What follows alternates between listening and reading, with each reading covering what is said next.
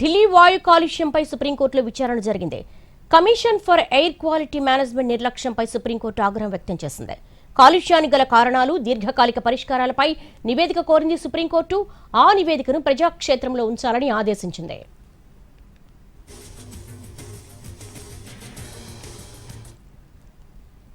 ఢిల్లీ వాయు కాలుష్యంపై సుప్రీంకోర్టులో విచారణ జరిగింది. దీనికి సంబంధించి మోర్ డీటెయిల్స్ మా ప్రతినిధి రాజును అడిగి తెలుసుకుందాం. రాజు, ఈ వాయు కాలుష్యంపై సుప్రీంకోర్టులో ఎటువంటి విచారణ జరిగింది? అలాగే commission for air quality management నిర్లక్ష్యంపై సుప్రీంకోర్టు ఏం కామెంట్ చేసింది?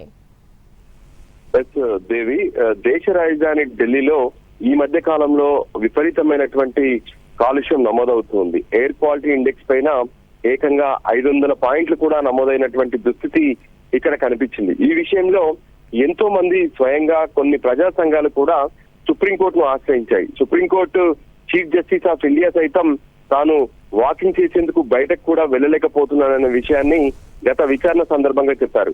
అయితే ఆ విచారణలోనే కొన్ని విషయాలను స్పష్టం చేశారు. ఇంతకీ ఢిల్లీలో ఈ కాలుష్యానికి గల కారణాలు ఏంటి, వాటిని స్టడీ చేయాల్సినటువంటి అవసరం ఉంది.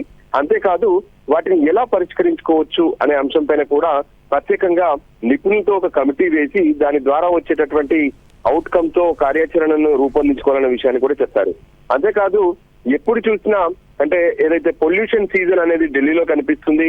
వింటర్ ప్రారంభంగానే సుప్రీంకోర్టులో పొల్యూషన్ కేసులు కనిపిస్తాయి.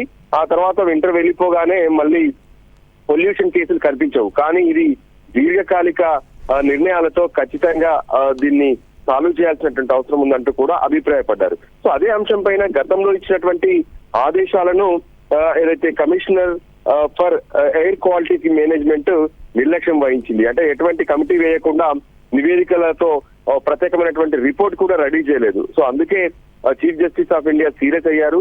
సో ఖచ్చితంగా ఢిల్లీలో ఉన్నటువంటి వాస్తవ పరిస్థితులను ఒక కమిటీ ద్వారా అన్ని వివరాలను సేకరించడమే కాకుండా దాన్ని ప్రజలు అంటే నిపుణుల సమన్వయంతో ఒక సమావేశాన్ని అత్యవసరంగా ఏర్పాటు చేయాలి. సో దాన్ని వెంటనే ప్రజలందరికీ కూడా తెలియజేయాల్సినటువంటి అవసరం ఉందని చెప్పారు.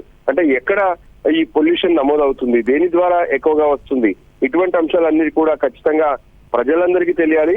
ముఖ్యంగా ఈ ఢిల్లీ చుట్టుపక్కల ఉన్నటువంటి పరిశ్రమల ద్వారా వచ్చేటటువంటి పొల్యూషన్ కావచ్చు, దాంతో పాటు వాహనాల నుంచి వచ్చేటటువంటి పొల్యూషన్ కావచ్చు, వీటన్నిటిని అంటే గతంలో 12% ఉంటే ఇప్పుడు 41% చేరిందని చెప్పి స్వయంగా చీఫ్ జస్టిస్ అభిప్రాయపడ్డారు. సో దీనికి అనుగుణంగా ఢిల్లీలో మళ్ళీ ఇటువంటి సమస్యలు రాకుండా ఏం చేయాలనే దాని మీద ఖచ్చితంగా అప్రమత్తం కావాల్సిన అవసరం ఉందంటూ చీఫ్ జస్టిస్ చెప్పారు. సో త్వరలోనే ఈ కమిషన్ ఫర్ ఎయిర్ క్వాలిటీకి సంబంధించినటువంటి మేనేజ్మెంట్ వెంటనే ఈ నిపుణులతో సమావేశం